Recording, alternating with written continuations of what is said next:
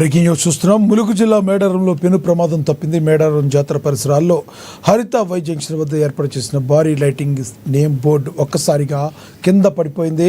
ఈ ఘటన జరిగిన సమయంలో భక్తుల రద్దీ తక్కువగా ఉండడంతో పెను విషాదమే తప్పింది. అయితే ఈ ప్రమాదంలో ఒక భక్తుడికి గాయాలు కాగా వెంటనే అతన్ని చికిత్స నిమిత్తం ఆసుపత్రికి తరలించారు. సంఘటనా స్థలానికి చేరుకున్న ఎస్పీ సుధీర్ లైటింగ్ బోర్డు కూలిపోవడానికి గల కారణాలపై ఆరా తీశారు. జంపన్న వాగు నుండి గద్దెలకు వెళ్లే ప్రధాన రహదారి కావడంతో అధికారులు తక్షణమే స్పందించి బోర్డును తొలగించారు. సీసీటీవీ ఫుటేజ్ను పరిశీలించిన పోలీసులు నాణ్యతా లోపం లేదా ఇతర కారణాల వల్ల ఈ బోర్డు కూలిందా అనే కోణంలో దర్యాప్తు చేస్తున్నారు.